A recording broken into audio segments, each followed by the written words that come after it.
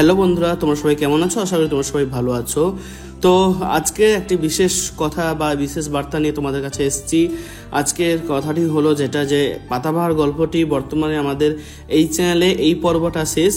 আমাদের নতুন দ্বিতীয় চ্যানেল একটি আমি ওপেন করেছি। সেই চ্যানেলে পাতাবাহারের নতুন পর্ব মানে পরবর্তী পর্বগুলি ওই চ্যানেলে দেওয়া হবে। তো তোমরা অবশ্যই আমাদের সেকেন্ড চ্যানেলটা অবশ্যই সাবস্ক্রাইব করে দিও। আর অবশ্যই আমি চ্যানেলের লিঙ্ক কমেন্ট এবং ডেসক্রিপশন বক্সে আমি দিয়ে দেবো। তো অবশ্যই পাতাবাহার গল্পটি ভালো লাগলে অবশ্যই চ্যানেলটা সাবস্ক্রাইব করে দেবেন এবং অবশ্যই আমাদের পাশে থাকবেন। ধন্যবাদ সবাইকে।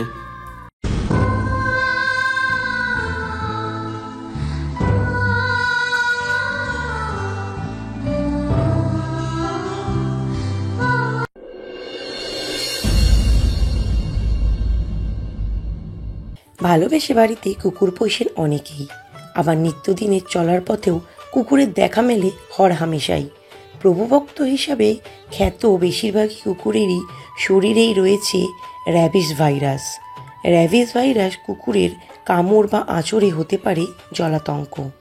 কুকুর হচ্ছে র্যাবিড অ্যানিমেল।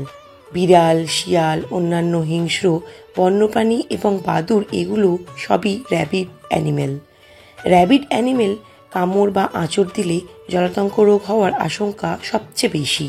বিশেষ করে র্যাবিস আক্রান্ত কুকুর কামড় দিলে 99% ক্ষেত্রে জলাতঙ্ক রোগ হতে পারে। তবে কুকুর কামড় দিলেই যে জলাতঙ্ক রোগ হবে তা কিন্তু ঠিক নয়। কুকুরের মধ্যে জলাতঙ্কের জীবাণু থাকতে হবে। র্যাবিস ভাইরাসে আক্রান্ত কুকুরের লালা থেকে ভাইরাসটি ছড়ায়। কুকুরের লালা যদি কামড়, আঁচড় বা শরীরের ক্ষতস্থানে সংস্পর্শে আসে আর লালার মধ্যে যদি র্যাবিস ভাইরাস থাকে তাহলেই জলাতঙ্ক হবার আশঙ্কা রয়েছে। যেহেতু কুকুর র্যাবিড প্রাণী সেহেতু তার মধ্যে র্যাবিড ভাইরাস থাকতেই পারে। তাই কুকুর কামড় দিলে ঝুঁকি না নিয়ে অবশ্যই দেরি না করে জলাতঙ্কের টিকা নিতে হবে। জলাতঙ্কের ইনকিউবেশন পিরিয়ড থাকে, অর্থাৎ কুকুরের কামড়ের কারণে র্যাবিস ভাইরাস শরীরে প্রবেশের পর লক্ষণ বা উপসর্গের বিকাশে যে সময় লাগে সেটি 1 বছর পর্যন্ত হতে পারে। তবে সাধারণভাবে এই সময়কাল 3 মাস ধরা হয়। অনেক সময় ইনকিউবেশন পিরিয়ড ক্ষতস্থান কোথাও তার উপর নির্ভর করে। কুকুরের কামড় বা আঁচড় যদি ঘাড় বা মাথায় হয় তাহলে ইনকিউবেশন পিরিয়ড কমে আসবে। সেন্ট্রাল নার্ভস সিস্টেমের যত কাছাকাছি কামড় বা আঁচড় দিবে তত তার ইনকিউবেশন পিরিয়ডস হ্রাস বৃদ্ধি হবে। জলাতঙ্ক রোগ হলে প্রথম যে লক্ষণ দেখা যায় সেটি হলো হাইড্রোফোবিয়া, মানে পানি ভীত দেখা দেয়। রোগী পানি খেতে পারে না। পরবর্তীতে অন্যান্য লক্ষণগুলো প্রকাশ পেতে শুরু করে। অ্যারোফোবিয়া দেখা দেয়, যার কারণে রোগী বাতাস সহ্য করতে পারে না, আলোও সহ্য করতে পারে না, অস্বাভাবিক আচরণ করে। মস্তিষ্কের প্রদান দেখা দেয়, রোগী অজ্ঞান হয়ে যায়। কুকুর কামড়ালে বা আঁচড় কাটলে করণীয়: কুকুর কামড় দিলে বা আঁচড় কাটলে যদি কোনো ধরনের ক্ষতি তৈরি হয় তাহলে ক্ষতস্থান তৎক্ষণাৎভাবে 15 থেকে 20 মিনিট সময় নিয়ে কাপড় ধোয়ার ক্ষারযুক্ত সাবান দিয়ে ফেনা উঠিয়ে ধুতে হবে। আতঙ্কিত হওয়ার যাবে না। কুকুরের কামড় বা আঁচড় দেওয়ার 2 থেকে 5 দিনের মধ্যে অবশ্যই টিকা নিতে হবে। ক্ষতস্থানের ক্যাটাগরি: কুকুরের কামড় বা আঁচড়ের ফলে সৃষ্টি ক্ষতস্থানকে 3টি ক্যাটাগরিতে ভাগ করা হয়। যেমন ক্যাটাগরি 1, শরীরে যেখানে কোনো ক্ষতস্থান থাকে না, কুকুরের সংস্পর্শে আসা, কুকুরকে খাওয়ানোর সময়, আদরের সময় লালা লেগে গেছে কিন্তু কোনো কামড় বা আঁচড় হয়নি বা কোনো ক্ষতস্থানে লালা লাগেনি, সেক্ষেত্রে এটি ক্যাটাগরি 1। এর জন্য টিকা নেওয়ার প্রয়োজন নেই। জায়গাগুলো সাবান পানি দিয়ে ধুয়ে ফেললেই হবে। ক্যাটাগরি 2, এক্ষেত্রে কুকুরের কামড় বা আঁচড়ের ফলে শরীরে ক্ষত থাকে কিন্তু রক্তপাত হয় না। এর জন্য অ্যান্টি র্যাবিস ভ্যাকসিন ARV নিতে হবে। ক্যাটাগরি 3, এক্ষেত্রে শরীরে ক্ষত থাকে এবং রক্তপাত হয়। এছাড়া মাথায়, বুকে বা ঘাড়ে কুকুরের কামড় বা আঁচড়ে রক্তপাত হোক বা না হোক সেটিকে ক্যাটাগরি 3 ধরা হয়, কারণ এই জায়গাগুলো মস্তিষ্কের একদম কাছাকাছি। র্যাবিস ভাইরাসটি মস্তিষ্কে ছড়িয়ে পড়ে, প্রদাহ সৃষ্টি করে, ফলে মৃত্যু হয়। এক্ষেত্রে রোগীকে জলাতঙ্কের টিকা নিতে হবে। বিশেষ করে ক্যাটাগরি 3 বাইটের জন্য অ্যান্টি র্যাবিস ইমিউনোগ্লোবিউলিন RIG ইঞ্জেকশনও নিতে হবে। জলাতঙ্ক শতভাগ প্রতিরোধযোগ্য, আবার শতভাগ প্রাণঘাতী। র্যাবিস আক্রান্ত কুকুর কামড় বা আঁচড় দিলে সঙ্গে সঙ্গে টিকা নিলে জলাতঙ্ক শতভাগ প্রতিরোধ করা যায়, আর তা না হলে মৃত্যু অনিবার্য। তাই শুধু টিকার মাধ্যমেই সুরক্ষা সম্ভব। হাসপাতালের এক কেবিনের বেডে বসে আছে অরুণ সরকার, কোলে তার কলিজা। পাতা কেবিনের অপর বেডে বসে আছে, চোখ মুখ তার ফুলে লাল হয়ে আছে। অস্বাভাবিক রকম শান্ত হয়ে আছে পাতার মুখশ্রী। শান্ত নজর বাবা ছেলের ওপর নিবদ্ধ। ঘুমন্ত জখমি ছেলেকে বুকের সাথে জড়িয়ে নিয়ে আছে লোকটা। সেই যে পাতার কাছ থেকে কোলে নিয়েছে, এ পর্যন্ত কোল ছাড়া করেনি। হাসপাতালে এসেই যেন সব মাথায় তুলে নিয়েছিল। চিল্লা ফাল্লাতে পুরো হাসপাতালের মানুষজনকে বিরক্তের কারণ হয়েছে সে। ডাক্তারদের তো মাথার উঠে যেন নেচেছে। ছাড় পায়নি ফিমেল ডাক্তারও। এক ফিমেল ডাক্তার তো সেরকম রেগে যায়। অরুণের সাথে তর্ক বিতর্কে বেশ কথা আগায়। পাতা ও শুভ ব্যাপারটাকে সমঝোতার মাধ্যমে শৃঙ্খলায় নিয়ে আসে। অরুণ একদমই জন্যই ছেলেকে ছাড়ে না। এমনকি ডাক্তাররা অরুণের কোলেই ভোরকে রেখে তার চিকিৎসা করেছে। ভোর এখন মোটামুটি সুস্থ। হাতে আর পায়ে 4 জায়গায় কুকুর দাঁত বসিয়েছে, তবে মাংস তুলে নেয়নি। জিন্সের প্যান্ট হওয়ায় কুকুরের দল খুব একটা সুবিধা পায়নি।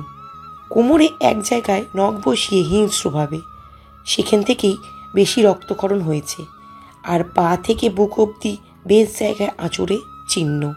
ডাক্তাররা পাতাকে আলাদা কেবিনে নিয়ে তার চিকিৎসা করে। পাতার পায়ে ও পেতে দাঁত বসিয়ে আঁচড় কেটেছে গভীরভাবে। হাতেও আঁচড় লেগেছে। ডাক্তার পাতার কাছে ইনড্রেক্টলস কুকুরের বর্ণনা নিয়েছে। পাতা শান্তভাবে সব খুলে বলেছে। এতে ডাক্তার ধারণা করে কুকুরটি সুস্থ হবে, কোনো জলাতঙ্ক বা ভাইরাসের আক্রান্ত নয়। আর এটাও বুঝতে পারি কুকুর দুটো আর কুকুরের দলের মধ্যে স্বাভাবিক মোটেই না।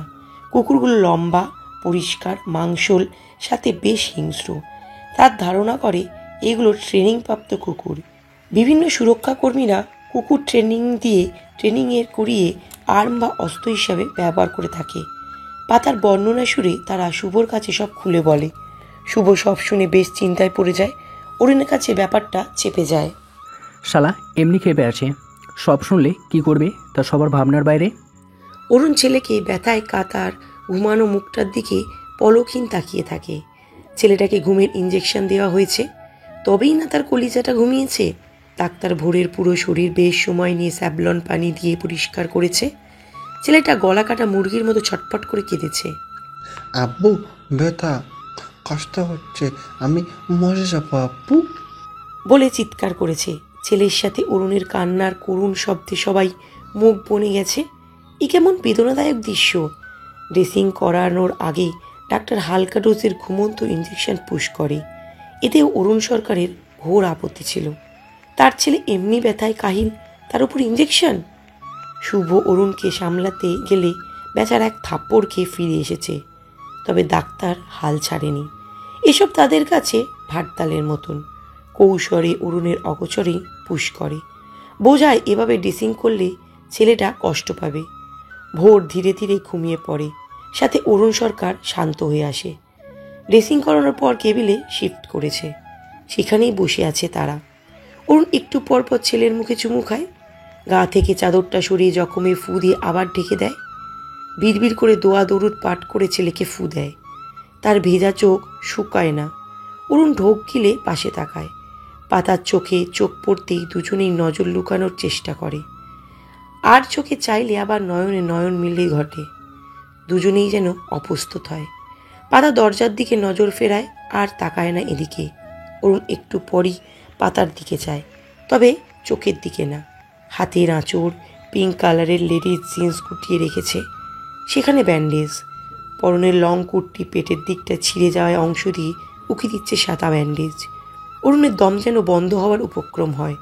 হাঁ করে শ্বাস টানে, ঘন ঘন নিঃশ্বাস ফেলে। আখি যুগলে ভরে ওঠে আবার।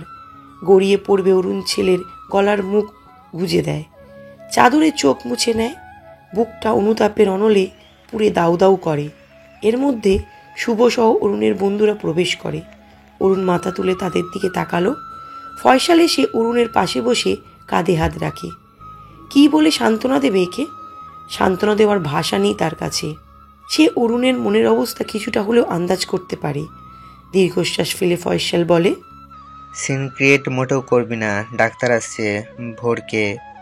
কি? ভ্যাকসিন দিবে দুজনকেই, 5 ডোজের। আজ দিবে, এরপর 3 দিন পর, তারপর ক্রমশ 7, 14, 28তম দিনে, সাথে RIG ইমিউনোগ্লোবিন ইঞ্জেকশন পুশ করবে। অরুণের মুখের রং উড়ে যায়, যেন টিকা তাকেই দেওয়া হবে। তাকে দিলে হয়তো মুখটা এমন হতো না। তার মালিক তাকে দিবে। এই অসুস্থ শরীরে এতগুলো ইঞ্জেকশন? অরুণ ঘন ঘন শ্বাস ফেলে বলে, আজ থাক, ছেলেটা আর সহ্য করতে পারবে না। কাল দিলে। শুভ তেড়ে আসে, আঙুল উঁচিয়ে শাসিয়ে বলে, তুই তোর মুখ বন্ধ রাখ, নইলে একটা মারও জমিনে পড়বে না। শালা সার্কাস বানিয়ে রেখেছে। দে ভোরকে। অরুণের কোল থেকে ভোরকে নেওয়ার চেষ্টা করে, অরুণ দেয় না। এর মধ্যে ডাক্তার নাজনীন চলে আসে। অরুণ তাকে দেখে গম্ভীর মুখে বলে, দেখুন ডক্টর, আমার একদম চুপ। এই বদমেজাজি লোক এখানে কেন? এটাকে সরিয়ে নিয়ে যান, একে দেখলে আমার রাগ লাগছে। ডাক্তার নাজনীন এমনভাবে বললেন যেন অরুণ কোনো পাগলাগড়র থেকে পালিয়ে এসেছে। অরুণের মুখটা অসম্ভব রকমের গম্ভীর হয়ে যায়। এই মহিলা আবার? পাতা উঠে আসে। ডক্টর নাজনীনের সাথেই তখন অরুণের তর্ক লেগেছিল। শুভ অরুণের কোল থেকে ভোরকে নিতে চায় অরুণ নাছোড়বান্দা, সে দেবে না। ডাক্তার নাজনীন পাতাকে ইশারা করে। পাতা শুভকে ইশারায় কিছু বলে। অরুণের কোল থেকে সাবধানে ভোরকে টেনে নিয়ে নিজের কাছে। অরুণ বাধা দেয় না, পাতার কাছে দিয়ে চুপচাপ তার পাশে দাঁড়িয়ে থাকে। শুভ ফয়সাল অরুণকে জাপতে ধরে নিয়ে যায় কেবিন থেকে। ডাক্তার নাজনীন হেসে দরজা বন্ধ করে পাতার উদ্দেশ্যে বলে, এই পাগলকে কীভাবে সামলান মিসেস পাতা? পুরোই বদমেজাজি, একরোখা নাচড়বান্দা। পাতার ঠোঁটে হাসি ফুটতে চায় না, তবুও ঠোঁটের আগায় সৌজন্যমূলক হাসি ফুটে ওঠে। আমি বসছি, আপনি আগে আমায় দিন। আগে ওকে দিলে উঠে যাবে, তখন সামলানো মুশকিল হয়ে যাবে। ঠিক আছে। ডাক্তার নাজনীন পাতার মাংসপেশিতে ইঞ্জেকশন পুশ করে। এরপর ভোরের। এবার ভোর চোখ খুলে বড় বড় করে, খুলেই আব্বু বলে হাউমাউ করে কান্না শুরু করে। ডাক্তার নাজনীন অনেক কষ্টে বাকি ইঞ্জেকশন দেয়। ভোর আরও জোরে জোরে কাঁদতে থাকে। ইঞ্জেকশন দেওয়া জায়গায় পাতা আলতোভাবে তুলো ঘষে আদুরে গলায় বলে, বাবা কিছু হয়নি, ঠিক হয়ে যাবে। আম্মু আছে না? কাঁদে না কলিজা। এই যে আম্মুর দিকে তাকাও, দেখি দেখি তাকাও। ভোর কাঁদতে কাঁদতে পাতার দিকে তাকায়। পাতা তার কপালে চুমু দিয়ে বুকে জড়িয়ে নেয়। ভোরসরা অনেক স্ট্রং, তাই না? কাঁদে না বাবা, একটু সময় নাও, সব ঠিক হয়ে যাবে। ভোর পাতার বুকে মুখ গুজে ফোপাতে ফোপাতে বলে, পচা ডাক্তার ব্যথা দিয়েছে আম্মু। তাই ডক্টরকে আমরা গণধোলাই খাওয়াবো? কত বড় সাহস, আমার ছেলেকে ব্যথা দেয়? তুমি একটু শান্ত হও বাবা। ভোর শান্ত হয়ে আসে, তবে তার ফোপানো বন্ধ হয় না। পাতা তার পিঠে হাত বুলিয়ে দেয়, মাথায় হাত বুলিয়ে গালে চুমু দেয়। ভোর পুরোপুরি শান্ত হয়ে যায়। পাতার বাহুতে মাথা থেকে শান্ত ভদ্র বাচ্চার মতো চেয়ে থাকে পাতার দিকে, আর চোখে ডাক্তারের দিকেও চায়। পাতার বুকে পুনরায় মুখ গুজে বলে, আম্মু, এই পচা ডাক্তারকে যেতে বলো। কীভাবে দেখছে আমাকে? ছেলেটার পরনে শুধু ছোট হাফ প্যান্ট। পাতা পাশ থেকে চাদর নিয়ে ঢেকে দেয় গা। ছেলেটার এত লজ্জা! ডাক্তার নাজনীন হেসে ভোরের মাথায় হাত বুলিয়ে বলে, তোর লজ্জা পাচ্ছে বুঝি? আচ্ছা, আমি পচা ডাক্তার চলে যাচ্ছি। মিসেস পাতা, আপনার ছেলেটা ভারী কিউট, একদম আপনার মতোই। ভাগ্যিস বাপের মতো হয়নি। পাতা মুচকি হাসলো। ডাক্তার নাজনীন আবার বলে, আপনি খুবই ভালোভাবে বাচ্চাকে সামলাতে পারেন। আমার একটা মেয়ে আছে, এর চেয়ে একটু ছোটো, কি দুষ্টু আর কি চঞ্চল, একটুও আমার কথা শুনবে না। যা বলবো তার উল্টোটাই করবে। আমার ছেলেও চঞ্চল, তবে মোটেও দুষ্টু নয়। হীরের টুকরো ছেলে আমার। আচ্ছা, আমি যাচ্ছি। আপনাদের কাল সকালে রিলিজ দেওয়া হবে। রাতটা এখানেই ম্যানেজ করবেন। আর কোনো সমস্যা হলে আমাকে ফোন করবেন, এনি টাইম। আসছি। বলে দরজা খোলে। অরুণ দরজা ঘেঁষেই দাঁড়িয়েছিল। ডাক্তারকে দেখে কটমট করে চায়। তার ছেলেকে কাঁদিয়েছিল, সে স্পষ্ট শুনেছে। ডাক্তাররা আসলেই নির্দয় হয়। তার জখমি ছেলেকে ইঞ্জেকশন দিয়ে ব্যথা দিল। ডাক্তার নাজনীন অরুণকে দিকে বিরক্তকর দৃষ্টি নিক্ষেপ করে হনহন করে চলে গেল। অরুণ হুড়মুড় করে ভিতরে ঢোকে। ভোর পাতার কাঁধ গলিয়ে উঁকি দেয়। অরুণ ছেলের কাছে এগিয়ে এসে মাথায় হাত রাখে। আব্বু ব্যথা পেয়েছিলে?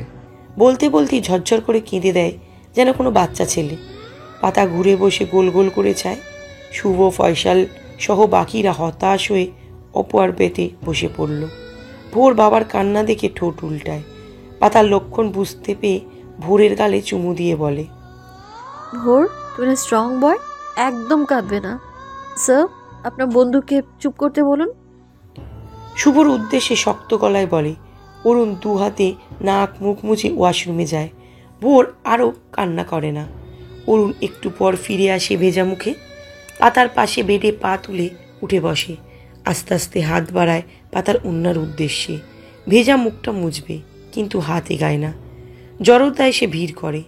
এর মধ্যে পাতা পাশে তাকায়। অরুণ ঝট করে হাত গুটিয়ে নেয়। আম্মু, বাড়ি যাব না। না বাবা, আজ আমরা এখানেই থাকবো। ভোরের মন খারাপ হয়। আজ না তার বার্থডে, কেক কাটা হবে না, সব বন্ধুদের সাথে খেলা হবে না, মজাও হবে না। সে গোমরা মুখে বলে, আজ না আমার বার্থডে, কেক কাটবো না। কি জবাব দেবে পাতা? কি বলেই বা সান্ত্বনা দেবে? পাতা ঝুঁকে কোলে মাথা রাখা ভোরের কপালে চুমু দেয়। কিছু বলবে এর আগে অরুণ বলে, আব্বু, আমরা এখানেই কাটবো কেক। আমি অর্ডার করছি। বলে ফোন বের করে বিছানা থেকে নামলো। ভোর তার হাত দেখে, ব্যান্ডেজ করা, আঁচড়ে দাগ লাল হয়ে ফুলে গেছে। সে নাক টেনে বলে, আপু, আমি খাটবো না কেক, আমার হাতে ব্যথা করে। অরুণের বুকটা খাকা করে, কান্নায় গলা জড়িয়ে আসে। সে আর ফোন করে না। ছেলের হাত আস্তে করে ছোট ছোট চুমু দেয়। পাতা ভোরের হাতটা আলগোছে ছাড়িয়ে গম্ভীর মুখে বলে, ওষুধ লাগিয়ে দিয়েছে ডক্টর। অরুণ আর চোখে পাতার দিকে তাকিয়ে সরে আসে, কিছু বলে না। তবে তার ইচ্ছা করছে ছেলেটাকে তুলে বুকে জড়িয়ে নিতে, কিন্তু সাহস হয় না ওই কোল থেকে উঠিয়ে নিতে। আশ্চর্য, সে কি ভয় করছে পাতাবাহারকে? অরুণ বন্ধুদের পাশে গিয়ে বসে। ফয়সাল জীবন মুখে হাত দিয়ে আছে। অরুণ এখানে বসায় তার কানের কাছে মুখ নিয়ে ফিসফিস করে বলে, ভাই, এই জন্যই বলে ভাবিয়া করিও কাজ, করিয়া ভাবিও না। এখন বোঝো মজা। ফয়সালের কণ্ঠ আর একটু খাদে নামিয়ে বলে, তখন আবেগের ঠেলায় মেরে দিলি থাপ্পড়। বাঘের মতো গর্জে উঠেছিল মাম্মা, এখন বিড়ালের মতো মিয়াও মিয়াও কেন করো? কি পাওয়ার ফুস। বলেই কিটকিটিয়ে হেসে ওঠে দুজন। অরুণ চোখ রাঙায়। দুজন পরিস্থিতি বিবেচনা করে চুপ করে। তবে এই রকম পরিস্থিতিতেও তাদের অদরে হাসি যেন থামে না। তাই বেরিয়ে যায় কেবিন থেকে। শুভ গলা খাকারি দিয়ে উঠে দাঁড়ায়। পাতার কাছে গিয়ে ভোরের মাথায় হাত বুলিয়ে বলে, ভোর, বাবা এখন কেমন লাগছে? বেশি ব্যথা করছে? ভোর পিটপিট করে চায়, ভিড় করে উত্তর দেয়, একটু একটু ব্যথা করছে, ভালো লাগছে না। সহজ সরল জবাব। পাতার চোখ আবারও ভরে ওঠে। ইস, যদি একজনের মাথা আরেকজনের ভিতর ট্রান্সফার করা যেত। শুভ তার গালে হাত রেখে বলে, সব ঠিক হয়ে যাবে। বলে সেও বেরিয়ে যায়। কেবিনে ওরা তিনজন, পাতা, অরুণ ও ভোর। ডাবল বেডের কেবিন এটা। ঘরের দুই প্রান্তে দুটো বেড, দুজনে বসে আছে। পাতা ভোরের মাথা কোলে নিয়ে বেডে হেলান দিয়ে বসে তার মাথায় হাত বুলিয়ে দিচ্ছে। অপর বেডে অরুণ চুপচাপ বসে, দৃষ্টি পাতাতেই। সেভাবে কথা বলে সব ঠিক করে নেবে, এভাবে আর থাকা যাচ্ছে না। সে রাগে আবেশে বসে হুঁশ জ্ঞান হারিয়ে ফেলেছিল। নিজের ওপর নিয়ন্ত্রণ হারিয়ে থাপ্পড় মেরে খুব বড় অপরাধ করেছে। সে স্বীকার করে, মেয়েটা নিশ্চয়ই অনেক কষ্ট পেয়েছে। পাবে না? মেয়েটার যে কোনো দোষ নেই, বরং তার ছেলেকে বাঁচাতে নিজের ব্যাপারেও একবারও ভাবেনি, ঝাঁপিয়ে পড়েছিল। শুধু একটা শুকনো সরি বললেই ব্যাপারটা মীমাংসা হবে না, তবে কিছুটা হলেও তার অনুতাপবোধ কমে যাবে। সে উঠে আসে, গলা খাকারি দেয়, কিছু বলবে এর আগে দরজায় নক করে কেউ। ভিতরে প্রবেশ করে আসমা বেগম, আদুরি, আরিয়ান, লতা, লাবণী আক্তার, লাবণী ও আতিকুল ইসলাম। অরুণের আর কিছু বলা হয় না। পুরো কেবিন লোক সমাগমে ভরে যায়। সবাই ভোরের সাথে টুকটাক কথা বলে মাথায় হাত বুলিয়ে দেয় ছলছল চোখে। লতাও তার ব্যতিক্রম নয়। সে ভোরের সাথে কথা বলে পাতাকে উদ্দেশ্য করে বলে, তুইও তো অসুস্থ, রেস্ট করা প্রয়োজন। এক কাজ কর, তুই আমাদের সাথে বাড়ি চল। ভোরের খেয়াল রাখার জন্য তোর বাবা আছে। নিজের ছেলের খেয়াল আশা করি সে খুব ভালোভাবেই রাখতে পারবে। তুই নিজের অসুস্থ হয়ে আরেকজনের খেয়াল রাখবি। যদি এদিক সেদিক হয় তাহলে তো আবার থাপ্পড় জুটবে। স্পষ্ট ও ভদ্র ভাষায় খোঁচা। উপস্থিত সকলেই বুঝতে পারে এই খোঁচার হকদার কে। অরুণ গম্ভীর মুখে পকেটে হাত ঘুরিয়ে দাঁড়িয়ে থাকে। লাবণী আক্তার মেয়েকে চোখ রাঙিয়ে চুপ থাকতে বলে। লতা চুপ থাকার মেয়ে মোটেও না।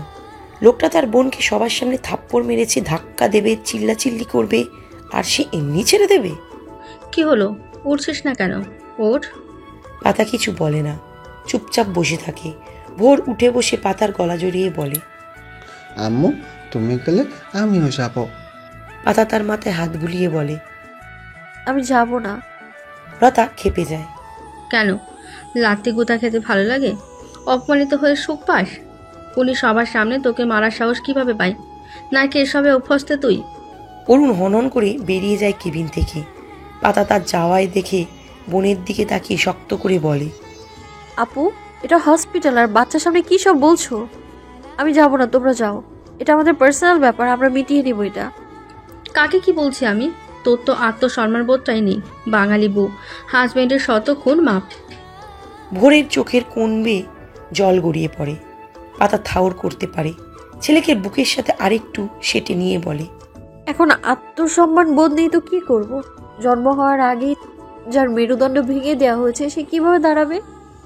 3 বেলা খাওয়ার খোটা শোনার পরেও ক্ষুধা নামক মহামারীর কাছে হেরে ভাতের থাল নিয়ে বসতে হয়েছে। তার আবার কিসের আত্মসম্মান বোধ আপু? উপস্থিত সবাই পা খাড়া। লতা মূর্তির মতো দাঁড়িয়ে থাকে। আতিকুল ইসলাম আস্তে করে বেরিয়ে আসে। কোন মুখে দাঁড়িয়ে থাকবে ওখানে? আসমা বেগম, আদুরি, আরিয়ান অবাক হয়ে তাকিয়ে আছে। লাবণী আক্তার ঠোঁটে ঠোঁট চেপে পাতার মাথে হাত রেখে বেরিয়ে যায় কেবিন থেকে। লতা বোনের হাত মুঠোয় ভরে বলে, পাতু, তোর এই বড় বোন সবসময় তোর সাথে আছে। আসছি, ভালো থাকিস। সেও চলে যায় লাবিবকে নিয়ে। পরিবেশ থমথমে। ভোর ফোপাচ্ছে। সে কিছুই বুঝতে পারছে না। পাতা তাকে বালিশে শুইয়ে দেয়। আসমা বেগম একটা ব্যাগ পাতার দিকে বাড়িয়ে বলে, এতে ড্রেস আছে তোমার আর অরুণীর, চেঞ্জ করে নাও। আর ওই ব্যাগে খাবার আছে। পাতা ব্যাগটা নেয়। সত্যি চেঞ্জ করা প্রয়োজন। তার কুর্তিটা ছিঁড়ে গেছে জায়গায় জায়গায়। ওন্নার অবস্থাও নাজুক। সে বেড থেকে নেমবে। ভোর তার ওন্না টেনে ধরে বলে, আম্মু তুমি চলে যাবে না তো? না বাবা, চেঞ্জ করে আসছি। আদরি ওর কাছে বসো তো। পাতার কথায় আদুরি ভোরের শিউরে বসে। আসমা বেগমে তার কাছে বসে টুকটাক কথা বলে। পাতা ওয়াশরুমে যাবে, এর মধ্যে বাইরে থেকে কেমন গন্ডগোলের আওয়াজ আসে। উঁচু গলার আওয়াজ শোনা যায়। পাতার বুকটা ধক করে ওঠে। লতা আপু আবার ওনার সাথে কথা কাটাকাটি করছে না তো? পাতা ব্যাগটা রেখে দরজা খুলে বেরিয়ে যায়। তার পিছনে আরিয়ানও বেরিয়ে আসে। কিসের গন্ডগোল শোনা যায়? আরিয়ানের কথায় পাতা বিরক্ত হয়ে বলে, আপনি যেখানে আমিও সেখানে, কিভাবে বলবো আমি? আরিয়ান বড় বড় পা ফেলে এগিয়ে যায়। পাতা পিছনে। তাদের কেবিনের 4 কেবিন পরের কেবিনে দুটো লোক টাকা নিয়ে ঝগড়া করছে উঁচু গলায়। পাতা আরিয়ান স্বস্তির শ্বাস ছেড়ে ব্যাক করে। আমি ভেবেছিলাম ভাই তোমার বোনের সাথে ঝগড়া করছি। আমিও। বলেই পাতা আরিয়ানের দিকে তাকায়। আরিয়ানও চায়। হঠাৎ দুজন হেসে উঠল শব্দ করে। অরুণ গম্ভীর মুখে এদিকে আসছে। হাতে কিছু ফল ফলাদি, আইসক্রিম, কেক, পানির বোতল সহ আরও কিছু জিনিস। তার সাথে তার বন্ধুরা। সবাই মিলে অরুণকে লেকপুল করছে। অরুণ কিছু বলছে না দেখে তারা আরও আশকারা পেয়ে বসে। অরুণ বিরক্ত হয়। তার মন মেজাজ বিক্ষুব্ধ। এখন লেকপুল করার মতো পরিস্থিতি আছে? কিন্তু এই বন্ধু নামক আজব প্রাণীদের এটা কে বোঝাবে? এর মধ্যেও হঠাৎ দেখে লতা লাবিবের হাত ধরে হনহন করে আসছে। অরুণের কপালে ভাঁজ পড়ে। শুভলতার উদ্দেশ্যে বলে, কোথায় যাচ্ছ এমন করে? আন্টি, আঙ্কেল কই? লতা জবাব দেয় না। থমথমে মুখে হাঁটতে হাঁটতে তাদের পাশ কাটিয়ে চলে যায়। রাসেল কপালে ভাঁজ ফেলে বলে, এর আবার কি হলো? অরুণও জবাব দেয় না, হাঁটার গতি বাড়িয়ে দেয়। লেফট টার্ন দিতেই চোখে পড়ে পাতা ও আরিয়ানকে। অরুণ বড় বড় পা ফেলে তাদের সামনে দাঁড়িয়ে বলে, এখানে তোরা কি হয়েছে? ওইদিকে দুটো লোক ঝগড়া করছে কিছু নিয়ে। তোমার আম পাতা জোড়া জোড়া ভেবেছে তার বোনের সাথে লেগেছে তোমার। আরিয়ান হেসে বলে। অরুণের কপালে ভাঁজ পড়ে। এদের কি কমন সেন্সের অভাব! তার ছেলেকে ব্যথায় কাতরাচ্ছে আর এদিকে এরা হাসছে। তার ছেলের ব্যথার কাতর মুখটা দেখে মায়া হয় না? তারা রাইট টার্ন নিয়ে কেবিনের উদ্দেশ্যে হাঁটা দেয়। পাতা পায়ে ও শরীরে ব্যথা হওয়ার দরুন আস্তে হাঁটতে থাকে। অরুণ লক্ষ্য করে হাঁটার গতি কমিয়ে দেয়। পাতার পায়ে পায়ে ধীরে হেঁটে যায়। হঠাৎ অরুণ পাতার বাহু ধরে। পাতা সেটা দেখে ঝটকায় সরিয়ে দেয়। অরুণ হাত পকেটে ঢুকিয়ে বলে, সত্যি অসুস্থ তুমি? রেস্ট প্রয়োজন। লতার সাথে যেতে পারতে। এ কথা মোটেও বলতে চায়নি অরুণ। মুখ ফসকে বেরিয়ে গেল যেন। পাতার পদযুগল থেমে যায়। অরুণ পাতার হাত ধরে বলে, সরি, একদম বলতে চাইনি। চলো পাতাবাহার। পাতা আস্তে হাত সরিয়ে নিয়ে উল্টো পাতে হাতা দেয়। অরুণ এগিয়ে এসে তার বাহু ধরে আটকায়। সরি বলছি তো, প্লিজ সিন ক্রিয়েট করো না, চলো। পাতা ঝটকায় হাত সরিয়ে অরুণের পেটে হাত রেখে ধাক্কা দেয়। অরুণ পিছিয়ে যায় 2 কদম। পাতা এক প্রকার চিল্লিয়ে বলে, সিন ক্রিয়েট করছি আমি, একদম এগোবেন না। অরুণ থেমে যায়, শান্ত গলায় বলে, পাতাবাহার কুল, আমি সব দোষ স্বীকার করছি। চলো। ভোর। আমি গিয়ে কি করব? আপনার ছেলে, আপনি আছেন তো? পাতা শান্ত গলায় বলল। অরুণ এগিয়ে আসে, পাতার হাত ধরে বলে, তোমারও ছেলে, চলো। পাতা আবার ধাক্কা দেয়। আমার ছেলে? হ্যাঁ, আমার ছেলে। ভোর আম্মু ডাকে আমায়, আমি তার মা। সেটা ভোর মানে, আমি মানি, কিন্তু আপনি অরুণ সরকার মানেন না।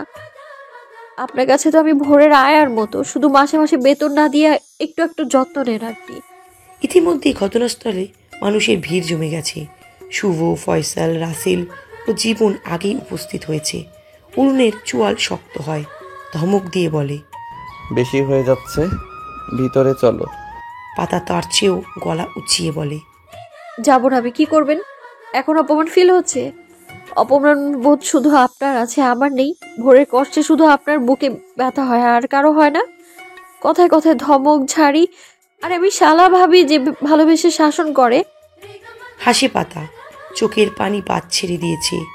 পাতা হাতের উল্টো পিঠে সেটা মুছে নিয়ে বলে, আমি ভোরের আম্মু, আপনি মনে রাখবেন, মা হই আমি তার। ছেলের জন্য আমার বুকটাও ধুকপুক করে, শ্বাস আটকে আসছিল আমার। কিন্তু আফসোস, আপনার চোখে পড়েনি তা। আপনি একজন স্বার্থপর লোক। আমাকে বলেন ভোরের মা হতে, অথচ নিজেই আমাকে তার মা ভাবতে পারেন না। আমি মানছি আমার আরো খেয়াল রাখা উচিত ছিল, তবু আমি আমার সর্বোচ্চ দিয়ে প্রোটেক্ট করার চেষ্টা করেছি। কিন্তু ভাগ্য বলেও তো একটা কথা আছে, তাই না? এখন যদি আপনি থাকতেন বাড়িতে, তারপরেও এমন ঘটনা ঘটতো, তখন আপনি কার উপর দোষ বর্তাতেন? পিন পিন নীরবতা। অরুণের মুখে কোনো কথা নেই। চোখ মুখ স্বাভাবিক, যেন আয়নায় প্রতিচ্ছবি তার দোষগুলো ধরা দিচ্ছে। শুভ পাতার কাছে আসে, তার মাথায় হাত রেখে বলে, পাতা যথেষ্ট হয়েছে।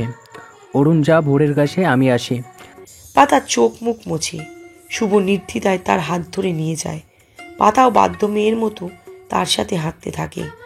অরুণ তাতে যাওয়ার দিকে তাকিয়ে থাকে কিছু পলক, তারপর উল্টো ফিরে কেবিনেটের দিকে চলে যায় সুরসুর করে।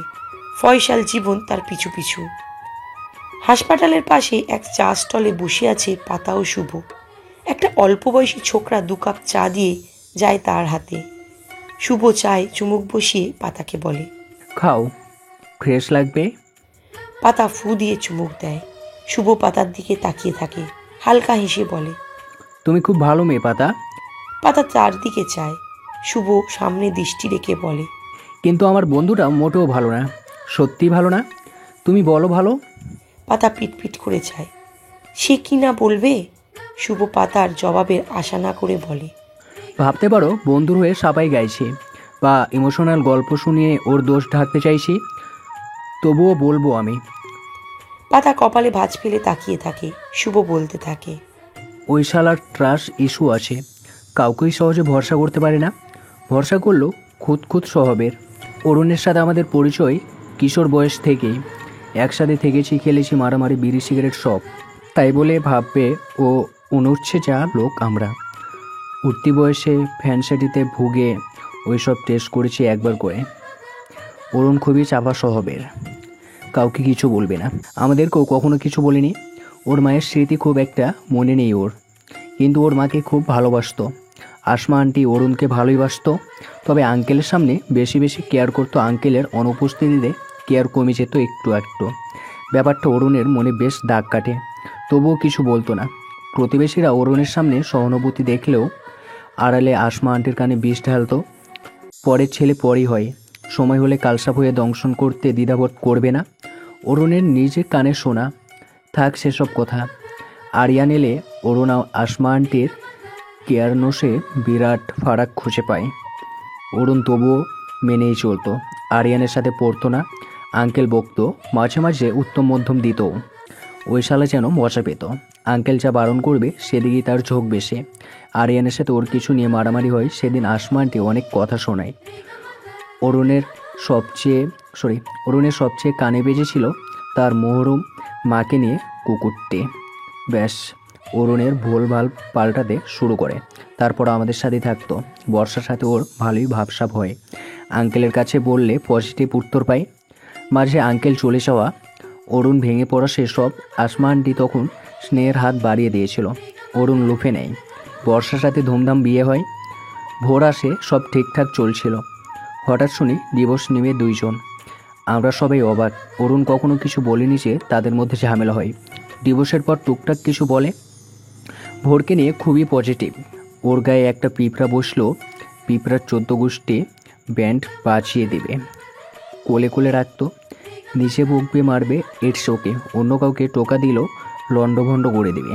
ছোটোবেলায় মাকে হারানো, তারপর বাবাকে হারানো, ভালোবাসার, বিয়ের পর ডিভোর্স, সব মিলিয়ে মোটেও স্বাভাবিক নয়।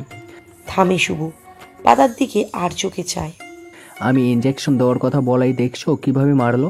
ও এমনই, ছেলের বেলায় হুঁশ জ্ঞান হারিয়ে অবুঝ পুনিশায়। অমনি একটু ওর সবাই গাইছি না। তুমি ওকে একটু টাইম দিবে। আর আজকের ব্যবহার খুবই দৃষ্টিটুকু ছিল, মানছি। ছেলের এমন অবস্থায় দিশেহারা হয়ে পড়েছিল, তবুও কাজটা মোটেই ঠিক করেনি। ওকে ওর ভুল বুঝতে হবে। ও অনুতাপে পুরোক একটু, তবে তুমি দূরে ঠেলে দিও না। ও স্বার্থপর ঠিকই, কিন্তু তোমাকে ভালোবাসে। মিশে বলছি না, ট্রাস্ট মি।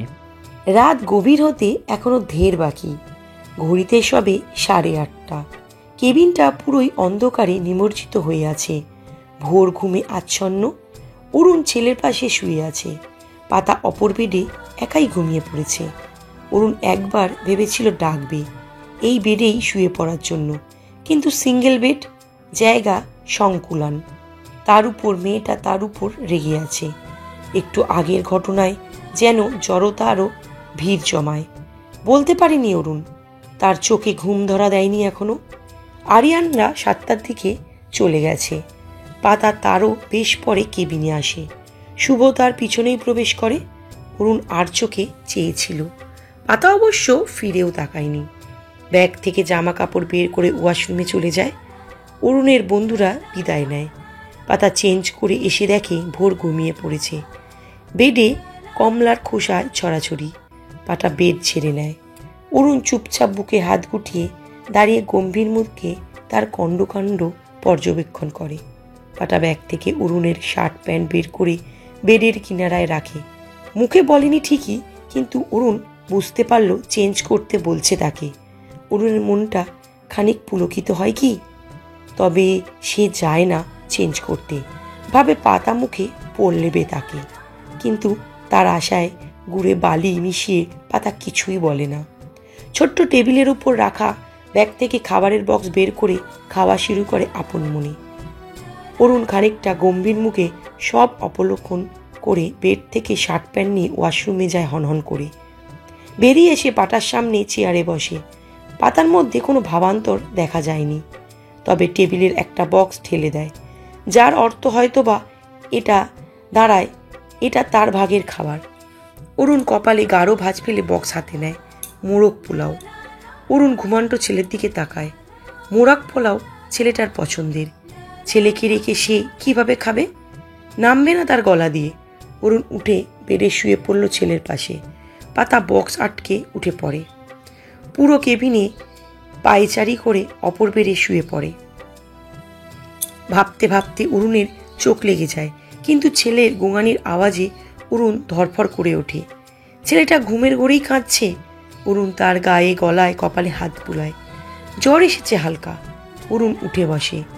ব্যাগ হাতড়ে পাতার এক ওড়নার অংশ ছিঁড়ে ওয়াশরুম থেকে ভিজিয়ে আনে ছেলের কপালে রাখে। ভোর ঘুম হালকা হয়ে আসে। সরিয়ে দেয় জলপট্টি, বিড়বিড় করে বলে। অরুণ ছেলের কাঁধ গলিয়ে হাত রেখে উপরে তুলে বলে, গলিতে আব্বু আছে, ভয় নেই, ঘুমাও তুমি। ভোর এবার নিবু নিবু প্রদীপের মতো চোখ খুলে পিটপিট করে চায়। বাবাকে দেখে ঠোঁট উল্টিয়ে বলে, শীত করছে, ব্যথা করছে, মাকে আনো বাবা, ভোরে কষ্ট হচ্ছে। অরুণ কপাল থেকে ভিজে জলপট্টি সরিয়ে চুমু খায়। বাহুতে জড়িয়ে নিয়ে বলে, তোমার আম্মু ঘুমাচ্ছে, সেও অসুস্থ তাই না? আব্বু আছে না ভোরের কাছে? ভোর চোখ বুজে নিয়ে বলে, মায়ের বুকে থাকলে ব্যথা কমে যায়, কষ্ট না বাবা। অরুণ ছেলের শুকনো ঠোঁটে বেশ কয়েকবার চুমু দিয়ে বালিশে শুয়ে দেয়। উঠে এসে পাতার বেডে বসে। মেয়েটা ঘুমোচ্ছে গালে হাত রেখে। পাতা পা গুটিয়ে রেখেছে। ঠান্ডা লাগছে বোধহয়। অরুণ তার কপালে, গলায় ভাঁজে হাত রাখে। না, জ্বর আসেনি। পাতার গালে হাত রাখে। বৃদ্ধ আঙুলগুলো নাড়াচাড়া করে আস্তে করে বুলিয়ে দেয়। মেয়েটার ফর্সা গাল লালচে হয়ে আসে। থাপ্পড়টা জোরেই পড়েছিল হয়তোবা। তার অত শত খেয়াল নেই। সে তো ছেলেকে দেখেই পাগল হয়ে গিয়েছিল। মেয়েটাকে তো খেয়ালই করেনি। করলে হয়তো থাপ্পড় মারার মতো দুঃসাহস দেখাতো না। অরুণ ঝুঁকে এসে গালে অধর ছোঁয়ায় কয়েকবার। গভীরভাবে চুম্বন বসিয়ে সোজা হয়। গায়ের উপর ঢাকা চাদরটা সরিয়ে দিয়ে হাতের ক্ষতস্থানে হাত বুলিয়ে চুমু দেয়। পেটের ক্ষত দেখার জন্য কামিজটা উপরে তোলে। নামিকুণ্ডুর একপাশে ছোট্ট ব্যান্ডেজ। অরুণের হাত সেটাই ছুঁয়ে যায়। পাতা ঘুমের ঘুরেই কেঁপে কেঁপে ওঠে। কামিজ নামিয়ে পাতার গালে হাত রেখে ডাকে। পাতার ঘুম হালকা হয়। পিটপিট করে চোখ খোলে। অরুণ আবার ডাকে, এই পাতাবাহার। পাতার ঘুম ছুটে যায়। এত আদুরে গলায় সুন্দর সম্বোধনে ডাকায় পাতা ফ্যাল ফ্যাল করে চায়। অদর কোণে হাসি ফুটবে ফুটবে ভাব। পাতার মস্তিষ্কও সচল হয়। হুড়মুড়িয়ে উঠে বসে। অরুণ উঠে দাঁড়িয়ে শান্ত গলায় বলে, ছেলেটার জ্বর এসেছে, ব্যথায় গোঙাচ্ছে, বিড়বিড় করে মাকে ডাকছে। ওর পাশে শুয়ে একটু বুকে নাও পাতাবাহার। পাতা চোখে মুখে চিন্তার উদ্রেক স্পষ্ট দেখা যায়। সে তড়িঘড়ি করে নেমে ভোরের কাছে যায়। কপালে গলায় হাত রেখে দেখে সত্যি জ্বর এসেছে। অরুণ ভেজা কাপড়ের টুকরো পুনরায় ভিজিয়ে পাতার কাছে দেয়। পাতা ভোরের কপালে দিলে ভোর চোখ খোলে। পাতাকে দেখে ঠোঁট নাড়িয়ে দুর্বল গলায় বলে, আম্মু, কুকুরগুলো আবার আসছে, আমার ভয় করছে, হাতে পায়ে ব্যথা করছে, খুব কষ্ট হচ্ছে।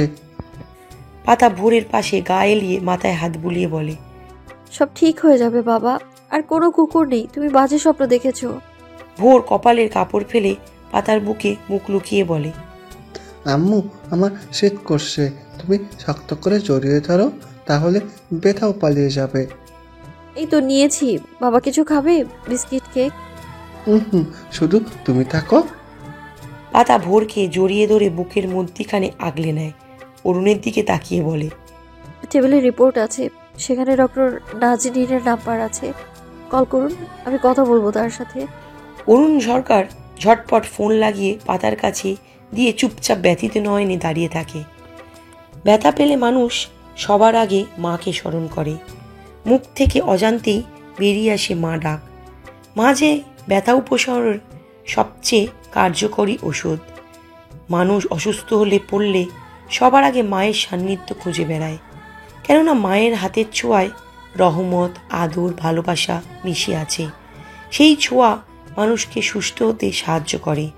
মায়ের সান্নিধ্য পেলে কষ্ট লাঘব হয়। অরুণের চোখ ভিজে ওঠে। তার লাস্ট কবে শরীর খারাপ করেছিল মনে নেই। সে খুব একটা অসুস্থ বিশুকে পড়ে না। হয়তো বা যত্ন নেওয়ার কেউ নেই, তাই উপরওয়ালা অসুখ বিসুখে পড়তেই দেয় না। সে যখন মেশে প্রথম উঠলে সেই পরিবেশের সাথে মানিয়ে নিতে তার অনেক কাঠখড় পোড়াতে হয়। 10 দিনে জ্বর ভুগেছিল। তখন সে জ্বরের ঘোরে মা করেছিল, তার বন্ধুরা বলেছিল তাকে। এরপর বেশ কয়েকবার অসুখে ভুগেছিল। তখনও মায়ের কথা খুব মনে পড়ত। মায়ের পুরনো স্মৃতি মনে করে ভুলে থাকার চেষ্টা করত, কিন্তু হায়, স্মৃতিগুলোই যে আবছায়, চোখের পাতায় ভাসে না। পাতা ডাক্তারের সাথে কথা বলে। ডাক্তার জানায়, এটা স্বাভাবিক। ছোট্ট নাজুক শরীর, এত ডোজের টিকা, সাথে শরীরে ক্ষত, জ্বর আসাটা স্বাভাবিক। যে ওষুধগুলো খাওয়াতে বলেছিলাম তাতে জ্বরের সিরাপ ছিল। টেনশনের কিছু নেই, ঠিক হয়ে যাবে, একটু পর জ্বর নেমে যাবে। পাতা আশ্বস্ত হলেও বুকের ভিতর খচখচ করে। সে ফোন রেখে দেয়। ভোরের মাথায় হাত বুলিয়ে অরুণের উদ্দেশ্যে বলে, ছেলেটা নাক টানছে, জলপট্টি দিতে হবে না, আরও ঠান্ডা লাগবে। একটু সরিষার তেল হলে ভালো হয়, মাথায় ঘষে দিলে ভালো লাগবে ওর। অরুণ ফোনটা নিয়ে বেরিয়ে যায়। এখন সরিষার তেল কোথায় পাবে? অরুণ চলে গেলে পাতা ভোরকে তুলে বসায়, মুখটা ধুয়ে দিয়ে আপেল দেয়। ভোর এক কামড় দিয়ে মুখ কুচকে নেয়। পাতা জোর করে না। টেবিলে রাখা বক্সটা খুলে কয়েক লোকমা পোলাও খাওয়ায়। জ্বরের ঘরে ঝাল ঝাল মূলক পোলাও ভালো লাগায় ভোর খায়। এরই মাঝে অরুণ আসে, হাতে ছোট্ট তেল, পানি ও জুসের বোতল। পাতা হাত ধুয়ে ভোরের মাথায় তেল ঘষে দেয়। ছেলেটা কয়েক লোকমা খেয়েছে, বাকিটুকু খেয়ে নিন, নষ্ট করে কি লাভ? গম্ভীর মুখে বলে পাতা। তার গোমরা মুখ দেখে অরুণও মুখটা গম্ভীর বানিয়ে বলে, খিদে নেই আমার। পাতা আর কিছু বলে না। ভোরের মাথায় তেল মালিশ করে, বুকে ও হাতে পায়ে তালুতে ঘষে দেয়। ছেলেটার শীত লাগছে বলল, আর হাত পাও ঠান্ডা হয়েছিল। এখন একটু আরাম পাবে। সত্যি ভোর আরাম বোধ করে। মুচকি হেসে বলে, আম্মু এখন একটু ভালো লাগছে আমার। পাতা হেসে তার গালে মুখে আদর করে বুকে জড়িয়ে বলে, এখন চুপটি করে ঘুমাও বাবা, সকালে উঠে দেখবে সব ব্যথা ভ্যানিশ হয়ে গেছে। ভোর বলে চুপটি করে পড়ে থাকে। হঠাৎ বাবার কথা খেয়াল হয়। উঁকি দিয়ে বাবার দিকে তাকিয়ে বলে, আব্বু, আই এম ফাইন, তুমি খেয়ে নাও, নইলে তোমরাও অসুখ করবে, তখন আমার একটু ভালো লাগবে না। পাতার অদর কোণে হাসি ছড়িয়ে পড়ে নিমেষেই। ছেলেটার সব দিকেই খেয়াল। অরুণ এগিয়ে এসে ঝুঁকে ছেলের কপালে চুমু দেয়। পাতা কাঠ হয়ে পড়ে থাকে। লোকটা তার উপর ঝুঁকে আছে। ভোর যে তারই বুক থেকে উঁকি দিচ্ছে। অরুণ সরে এসে খাবার খেয়ে নেয়। ওয়াশরুম হয়ে এসে ভাবে কোথায় শোবে। এখানে ছোট বেড 3 জন আঁটবে না, আর অন্য বেডে তার ঘুম হবে না। সে এই বেডে অল্প একটু জায়গায় নিজেকে মানিয়ে নেবে ভেবে উঠতে নিলে পাতা শক্ত গলায় বলে, ছোট্ট একটা বেড, দুজনেরই জায়গা ঠিক মতো হয় না, অন্যত্র যান। আমি ম্যানেজ করে। আমি পারবো না মানিয়ে নিতে। এরকম কাঠের মতো শক্ত জুবানের পৃষ্ঠে অরুণ কথা বলার ভাষা হারিয়ে ফেলে। মেয়েটা এভাবে বলতে পারলো? তার পাতাবাহার তো এতটা কঠোর নয়। তাহলে আজকের ব্যবহার কি তার এত পরিবর্তন? অরুণ কঠোর, পাতা চায়, তবে সেটা অন্য সবার ক্ষেত্রে। তার ক্ষেত্রে তার নরম চঞ্চলতায় ঘেরা পাগলাটে মেয়েটাই মানানসই। অরুণ দীর্ঘশ্বাস ফেলে লাইট নিভিয়ে বেডে গা এলিয়ে দেয়। শূন্য দৃষ্টিতে তাকিয়ে থাকে সিলিং বরাবর। নিঃশ্বাস তার ভারী হয়ে আসে। তার জীবনে পাতার সুখের আগমন ঘটে, কিন্তু সময়ের সাথে সেটা হারিয়ে যায়। এবার আর সে হারাতে দেবে না। অরুণ প্রায় আধ ঘন্টার মতো ওভাবেই শূন্য দৃষ্টিতে তাকিয়ে থাকে। চোখের কান্নিস বেয়ে নোনা জল গড়িয়ে বালিশ ভিজে যায়। একসময় অরুণ উঠে বসে, আবছা আলোয় ওপাশের বেডে আসে। পাতা কাত হয়ে ভোরকে বুকে জড়িয়ে শুয়ে আছে। পেছনে অল্প জায়গা আছে। সেটুকু অরুণের মতো বলিষ্ঠ দেহের মানবের জন্য যৎসামান্য, তবুও সেটুকু জায়গায় নিজেকে শরীর এলিয়ে দেয়। পাতার পিঠের সাথে বুক ঘেঁষে শুয়ে পড়ে। এক হাতে ছেলের পিঠে রেখে দুজনকেই বাহুবন্ধনে বেঁধে নেয়। পেছনে কিঞ্চিত পরিমাণ জায়গাও নেই। ওপাশ ফিরলেই আর রক্ষা নেই, ধপাস করে পড়ে যাবে। পাতার উন্মুক্ত ঘাড়ে নাক ঠেকিয়ে শ্বাস নিয়ে অরুণ। এখন একটু ভালো লাগছে তার। দম বন্ধ করা পরিস্থিতি থেকে কিছুটা স্বস্তি মিলেছে। পাতা বুজে রাখা চোখ খোলে, দীর্ঘশ্বাস ফেলে ভোরকে নিয়ে ওই দিকটায় আরেকটু সেটে যায়। অরুণ চমকে ওঠে, মেয়েটা ঘুমোয়নি। অরুণ সৃষ্টি হওয়া স্বল্প দ্রুতটুকু ঘুচিয়ে নেয়, আবার বলিষ্ঠ বুকের সাথে লেপ্টে যায় পাতার পিঠ। অরুণ পাতার মসৃণ উন্মুক্ত ঘাড়ে নাক মুখ খসে, কানের পিঠে গভীরভাবে চুমু দিয়ে বলে, ওখানে দম বন্ধ হয়ে আসছিল রাসমি, আর মানিয়ে নিতে হবে না, আমি সামলে নেব। সকালবেলা সূর্যি মামার আগমনের বেশ সময় পেরিয়ে গেছে। ঘড়িতে সময় 10টার এদিক ওদিক হবে। সরকার মহলের পরিবেশ থমথমে ভাব বিরাজ করছে। হবে না কেন? সরকার বাড়িতে বর্ষার আগমন ঘটেছে। কালও এসেছিল বিকেলবেলায়, ভোরের জন্মদিন উপলক্ষে। ভোরের আহত হবার ঘটনা শুনে বেশ উদ্বিগ্ন হয়েছিল। হাসপাতালে যাওয়ার জন্য উতলা হয়ে পড়েছিল, কিন্তু কেউ ঠিকানা দেয়নি। বর্ষা বেশ রাগারাগি করেছে। অরুণের সাথে তার ডিভোর্স হলেও বরুণ তার ছেলে, এই সত্যটা কেউ মুছে দিতে পারবে না। ভোরের উপর তার অধিকার আছে। আসমা বেগম গম্ভীর মুখে দু একটা জবাব দিয়েছিল, তবে বর্ষা দমে যায়নি। আসমা বেগম আর তর্কে জড়ায়নি, তবে তার বোন আসমামি বেগম কোমর বেঁধে নেমেছিল। বর্ষাকে তীক্ষ্ণ কথার বাণে চৈত্যে পাঠিয়ে দিয়েছিল, কিন্তু বর্ষা পরের দিন সকালেই হাজির হবে এটা তাদের ভাবান্তিত ছিল। এখন এসে ড্রয়িং রুমের সোফায় বসেছে, আর ওঠার নাম নেই। গতকাল ছেলেকে সঙ্গে আনলেও আজ সে একাই এসেছে। কারোর কোনো কথার জবাব সে এখনও দেয়নি, চুপচাপ বসে আছে। সে আজ পণ করেছে ছেলেকে দেখবে, কথা বলবে, প্রাণ ভরে আদরও করবে। সরকার বাড়ি মেহমানে ভরপুর ছিল কাল। দুপুরের ঘটনার পর অনেকেই চলে গেছে, বার্থডে পার্টিও ক্যান্সেল হয়ে গেছে। এখন বাড়িতে মেহমান বলতে আসমানি বেগম ও তার দুই নাতি নাতনি, রুবির মা আর সাবিনা চৌধুরী। সাবিনা বর্ষার সামনের সোফায় বসে চা খাচ্ছে আর তীক্ষ্ণ দৃষ্টিতে তার দিকে তাকিয়ে আছে। বাড়ির প্রায় সকলেই ড্রয়িং রুমে উপস্থিত আছে, শুধু আনিকা ও আরিয়ান বাদে। বর্ষার ওতে ভাবান্তর নেই। গেট পেরিয়ে একটা গাড়ি বাড়ির আঙিনায় প্রবেশ করে। মেইন ফটকের সামনে গাড়ি দাঁড় করলে গম্ভীর অরুণ সরকার নেমে আসে, পাজা কোলে ঘুমান্ত ছেলে। পরপর পাতা নেমে আসে, তার হাতে ব্যাগপত্র।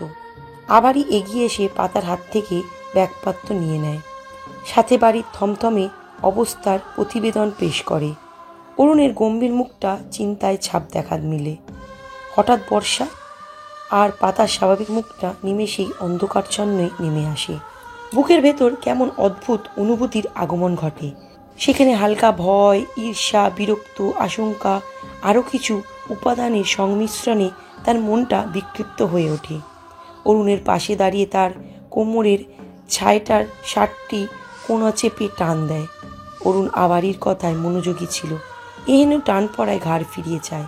পাতার মুখে কিছু বলে না, নাকের পাটা ফুলিয়ে ভোরের পা ধরে টান দেয় আস্তে। অরুণ বুঝতে পারে, ভুরু উঁচিয়ে শুধায়, হোয়াট? পাতা অরুণের সাথে তাকিয়ে ভোরকে নিজের কাছে টেনে নেয়। ভোর পা দুটো দিয়ে পাতার কোমর পেঁচিয়ে ঘুমের ঘোরেই পাতার গলা জড়িয়ে ধরল। পাতা ভোরকে নিয়ে হনন করে ভিতরে হাঁটা দেয়। পাতার আগমনে ড্রয়িং রুমের সকলেই তার দিকে তাকায়, বর্ষাও ব্যতিক্রম নয়। পাতার করে ভোরকে দেখতে পেয়ে সে হন্তদন্ত পায়ে এগিয়ে আসে।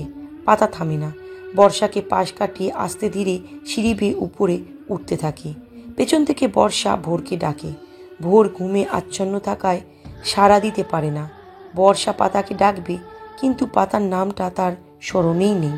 তবুও সে ডাকে, এক্সকিউজ মি, দাঁড়াও, এই মেয়ে।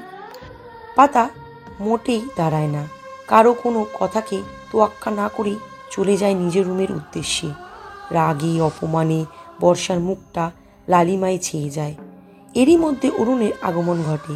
সাবিনা চৌধুরী অরুণের কাছে এসে জিজ্ঞাসা করে, কি অবস্থা ছেলেটার? ডাক্তার কি বলল? অরুণ বর্ষার দিকে এক পলক তাকায়।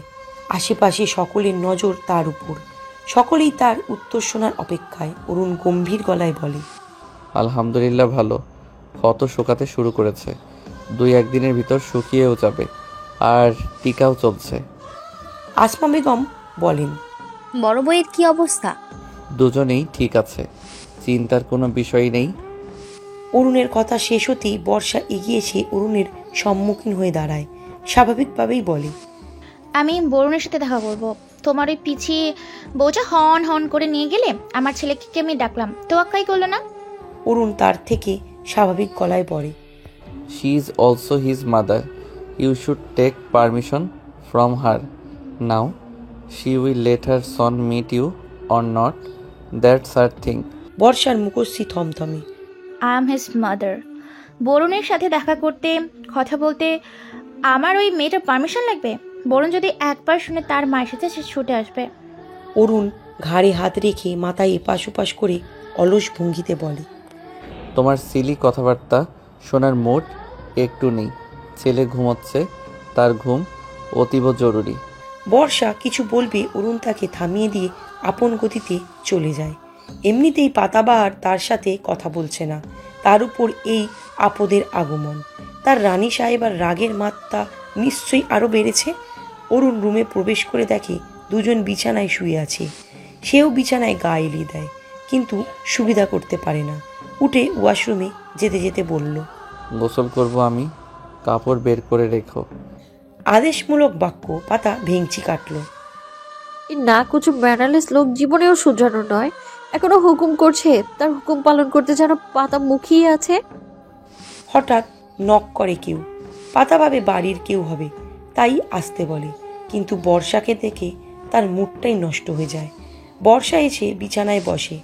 পাতার চিল্লিয়ে বলতে ইচ্ছা করে, এটা আমার বিছানা, আমার রুম, এখানে বসা তো দূর, এই রুমে আপনার প্রবেশ করাও কোনো অধিকার নেই, এক্ষুনি বের হয়ে যান। কিন্তু বলতে পারে না। সে অতটাও অভদ্র নয়। সে উঠে বসে, ভোরের গা ভালো করে কমফর্টে ঢেকে দিয়ে এসির পাওয়ার কমিয়ে দেয়। বর্ষা নাক মুখ কুচকে বলে, তখন কতবার ডাকলাম, শুনলে না কেন? এমনি। বর্ষা বিরক্তির মাত্রা বেড়ে যায়। বরুণকে ডাকো, কথা বলবো আমি। ঘুমোচ্ছে। ছোট করে জবাব দেয় পাতা। তার কথা বলতে ইচ্ছা করছে না মোটেও। ইচ্ছা করছে মহিলার বড় বড় চুলের গোছা ধরে বের করে দিতে। বর্ষা এবার মেজাজ হারিয়ে বসে। আশ্চর্য, ডাকতে বললাম ডাকো। তোমার হাজব্যান্ডের সাথে লুতুপুতু করতে আসেনি, যেমন মুখ বানিয়ে রাখবে। আমি আমার ছেলের কাছে এসেছি। পাতা গোল গোল করে চায়, সবাই শুধু তার উপরে চিল্লাচিল্লি করবে। দুনিয়ার মানুষের অভাব? পাতা থমথমে মুখে জবাব দেয়, আওয়াজ নামিয়ে ভদ্র ভাষায় কথা বলুন। আর হ্যাঁ, আমার হাজব্যান্ডের ব্যাপারে একটা কথাও বলবেন না। আমি পাতা সহ্য করব না। হাজব্যান্ড আমার, ছেলেও আমার। You must be get lost from my room. বর্ষা শক্ত চোয়ালে পাতার দিকে তাকিয়ে বলে, অরুণ কোথায়? পাতার নাকের পাটা ফুটে ওঠে। এই মহিলা আবার তার জামাইয়ের নাম নিচ্ছে। মহিলার ওই টকটকে লিপস্টিক দেওয়ার ঠোঁট পাতা হানানদিসটায় পিষবে। সে ওয়াশরুমের দরজার দিকে তাকায়। লোকটার গোসল শেষের পথে বোধ হয়। কাপড় চোপড় তো নেয়নি, অর্ধনগ্ন অবস্থায় না বেরিয়ে আসে। সে বর্ষার কথায় তোয়াক্কা না করে আলমারি থেকে ট্রাউজার টি শার্ট নিয়ে ওয়াশরুমের দরজায় নক করে। সাথে সাথেই দরজা অল্প খুলে যায়। একটা লোমশ হাত বেরিয়ে আসে। পাতা কাপড় চাপড় দিয়ে বর্ষার সামনে দাঁড়ায়, শান্ত গলায় বলে, ছেলেটার শরীর ভালো না, এখন ঘুমোচ্ছে, ডিস্টার্ব করা ঠিক হবে না, আপনি আসতে পারেন। বর্ষা ওঠে না, কমফোর্ট সরিয়ে দিয়ে ভোরকে ডাকে।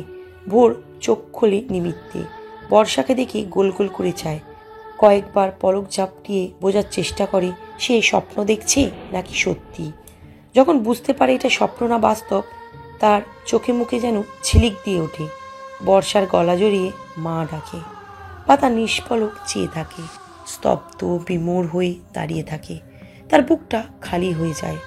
এতক্ষণ বর্ষা নামক মহিলার প্রতি ঈর্ষান্বিত হলেও এবার কেটে যায়। পাতার মনে হয় সে এতদিন মোহ মায়ার জালে আটকে পড়েছিল, সদ্য ছিটকে বেরিয়ে এলো। যে দুঃখকে সে নিজে ডেকে এনেছে, সেই দুঃখ নিয়ে পাতা কি করে আফসোস করবে? ভোরের গর্ভধারিণী সে নয়, তার সাথে তার রক্তের টান নেই। তার সঙ্গে কেবল মনের টান, আত্মার টান আছে বোধ করি। বাচ্চারা যখন তাকে আম্মু ডাকে, পাতা নিজেকে মা মা অনুভব করে। কাল রাতেও যখন বাচ্চারা তার বুকে মাথা রেখে মা মা করছিল, পাতার এক মুহূর্তের জন্য মনে হয়নি সে তার সৎ মা বা বাচ্চাটা তার নয়। কিন্তু এখন এই মহিলাটাকে মা ডাকলো তার ছেলেটা, মনে হলো সে কোনো তৃতীয় ব্যক্তি। পাতার চোখ ভরে ওঠে। ভোর তার মায়ের গলা জড়িয়ে গল্প করছে। কাল কিভাবে কুকুর আক্রমণ করেছিল বর্ষা মনোযোগ দিয়ে শুনছে, কখনো কখনো চুমু দিচ্ছে ভোরের গালে। ভোরও প্রত্যুত্তরে আদর করতে ভোলে না। তাদের পাশে দাঁড়িয়ে পাতা যে টইটুম্বর চোখে চেয়ে আছে নিষ্প্রিয়ভাবে, সেটা কি ভোরের চোখে পড়ে না? পড়বে কিভাবে? রক্তের টান যে নেই। পাতা অগোচরে চোখের পানি মুছে নেয়। তার ইচ্ছা করছে ভোরকে ওই কোল থেকে ছিনিয়ে বুকের মাঝে লুকিয়ে রাখতে। এরই মাঝে অরুণ সরকার বেরিয়ে আসে ওয়াশরুম থেকে, গলায় তোয়ালে ঝুলানো। পাতা সেদিকে তাকায়। নিমেষেই সব রাগ অভিমানের সুর সুরঞ্জিত হয়ে লোকটার উপর বর্তায়। সব দোষ এই না কিছু ম্যানারলেস অসভ্য বেহায়া লোকটার। অরুণ এগিয়ে এসে গম্ভীর মুখে পাতাকে উদ্দেশ্য করে বলে, এটা বেডরুম আমাদের, কোনো বৈঠকখানা নয় যে যাকে তাকে ঢোকার অনুমতি দেবে। ভোর ভীত চোখে বাবার দিকে তাকালো। বর্ষার গলা জড়িয়ে মিনমিন করে বলল, আম্মু চলো বাইরে যাই। বর্ষা তাকে কোলে নিয়ে উঠে চলে যায়। অরুণের কথা তার বিন্দুমাত্র গায়ে লাগেনি। কোনো পুরুষই তার প্রাক্তন স্ত্রীকে নিশ্চয়ই মধুর গীত শোনাবে না। পাতা তাদের যাওয়ার দিকে তাকিয়ে থাকে। ওরা বেরিয়ে গেলে অরুণের দিকে তাকালো। অরুণের নজরও পাতাতেই নিবদ্ধ। সে পাতার নাকটা টিপে দিল। পাতা প্রতিক্রিয়াহীন। অরুণ গলা থেকে তোয়ালা নামিয়ে পাতার গলায় ঝুলিয়ে টান দিয়ে টেনে আনে। এমনভাবে তাকিয়ে আছো কেন? মনে হচ্ছে বর্ষাকে আমি ডেকে এনেছি। আরে বাবা, আমি কেন ওকে আনতে যাব? পাতা আস্তে করে ছাড়িয়ে নেয় নিজেকে। আলমারি খুলে শাড়ি, প্রয়োজনীয় কাপড় নিয়ে ওয়াশরুমে চলে যায়। অরুণ গলা উঁচিয়ে বলে, একা পারবে? আমি আসবো হেল্পের জন্য। ধরাম করে দরজা বন্ধ হওয়ার শব্দে অরুণের কপালে ভাঁজ পড়ে। এটা কেমন বেয়াদবি পাতাবাহার? কথার কোনো ক্রিয়া প্রতিক্রিয়া আসে না। অরুণ ফ্লোরে পা ঝুলিয়ে রেখে বিছানায় গা এলিয়ে দেয়। চোখ বুজে শ্বাস টানে। তখনই মানসপটে ভেসে ওঠে এক আদুরে চেহারা। অরুণ চোখ খুলে উঠে দাঁড়ালো। ব্যালকনিতে গিয়ে একটা খাঁচা আনে। খাঁচা খুলে বের করে বিড়াল ছানাটিকে। প্রতিবারের মতো মিউ মিউ করে লাফিয়ে ওঠে না। অরুণের কপালে ভাঁজ পড়ে। পাতাবাহার ছোট্ট ছোট্ট চোখে তাকিয়ে দুর্বল গলায় মিউ মিউ বলে ঘুমিয়ে ওঠে। অরুণ খেয়াল করে বিড়ালটির ঘাড়ের দিকটা জখমে ওষুধ জাতীয় কিছু লাগানো। কাল কি তাহলে এই ছোট্ট বাচ্চাটাও আহত হয়েছে? ইস, তার ছোট্ট পরিবারের সকলেই আহত। সে বিড়ালটিকে কোলে তুলে নিয়ে আদর করে গা বুলিয়ে দেয়। জলদি ঠিক হয়ে যাও পাতাবাহার, আই মিস ইউ। বিড়াল শাবক অরুণের হাতে গাল ঘষে। অরুণ হেসে বিড়ালটিকে খাঁচায় পুরে দেয়। একেও টিকা দিতে হবে। অরুণ পূর্বের মতো বিছানায় গা এলিয়ে দেয়। মিনিট 20 পরে পাতার আগমন ঘটে। অরুণ আর চোখে চায়। চাওয়া মাত্রই সে উঠে বসে তড়িৎ বেগে। মেয়েটা শাড়ি পরেনি, শুধু কোনো মতে গায়ে জড়িয়েছে। অনাবিত মেয়েটি কায়া উকিঝুঁকি দিচ্ছে অরুণকে। পাতা ড্রেসিং টেবিলের সামনে দাঁড়িয়ে শাড়িটা পরতে শুরু করে প্রাথমিকভাবে। ওয়াশরুম ভিজে থাকার দরুন এখানে আসা। লোকটা রুমেই আছে বুঝতে পারলে আসতো না। সে ভেবেছে ভোরের কাছে গেছে হয়তো। পাতা দক্ষ হাতে কুচি দিয়ে গুজে নেয়। বুকের আঁচল ফেলে সম্মুখে আয়নায় কারো প্রতিবিম্ব দেখতে পায়। অসভ্য লোক কেমন করে তাকিয়ে আছে, যেন চোখ দিয়েই গিলে নিচ্ছে। পাতা আঁচল ঠিকঠাক করে তোয়ালে খুলে মাথার চুল মুছতে থাকে। অরুণ সরকার আর বসে থাকতে পারে না। উঠে এসে পাতার পিছন ঘেঁষে দাঁড়ায়। হাত থেকে তোয়ালে নিয়ে যত্ন করে মুছে দেয় চুল। ব্যান্ডেজ খুলে ফেলেছ? ইটস ওকে, আমি করে দিব বলে ভেজা তোয়ালে সোফায় ছুঁড়ে ফেলে। সেটা দেখে পাতার কপালে ভাঁজ পড়ে। তোয়ালে তুলতে যাবে তার আগেই কারো বাহুবন্ধনে বেঁধে রাখা হয় তাকে। পাতা চমকপ্রদ হয়ে ওঠে। অরুণ শূন্যে তুলে নেয় তাকে। নিবিড়ভাবে জড়িয়ে ধরে ভেজা চুলে নাক ডাবিয়ে শ্বাস টানে। কিছু বলে না, কিছু করে না। তবে তার নীরবতা, গভীর আলিঙ্গন যেন অনেক কথাই বলে ফিসফিসিয়ে। পাতার অবুঝ মনে অনেক কিছুই বুঝে নেয়। সে ছটপট করে না, আবার আঁকড়েও ধরে না। অরুণ আরেকটু চেপে ধরে নিজের সাথে। চুলের ভাঁজে চুমু দেয়। বর্ষার হাত ধরে ভোর হাসি কুটে মুখে হাঁটতে হাঁটতে রুমে প্রবেশ করে। বর্ষা ইতস্তত বোধ করে বেশ। ভোর সেসবে তোয়াক্কা না করে হুড়মুড়িয়ে মাকে টেনে আনে। কারো উপস্থিতি বুঝতে পেরে পাতা উসখুস শুরু করে। অরুণ ছেড়ে দিয়ে দরজায় তাকায়। ভোর ও বর্ষাকে দেখে খানিকটা ঝাঁঝালো গলায় বর্ষার উদ্দেশ্যে বলে, বিনা পারমিশনে অন্যের রুমে প্রবেশ করতে নেই জানো না? কমন সেন্সের অভাব। Get out. রুমে প্রবেশ করেই দুজনকে অমন পরিস্থিতি দেখে বর্ষাও বেশ অস্বস্তিতে পড়ে। সে কিছু বলবে এর আগে ভোর নাকের পাটা ফুলিয়ে বলে, মাকে বকছে কেন? আমি এনেছি মাকে, মাকে একটু বকবে না। পাতা এপাশ ফিরে শান্ত চোখে ভোরের দিকে চায়।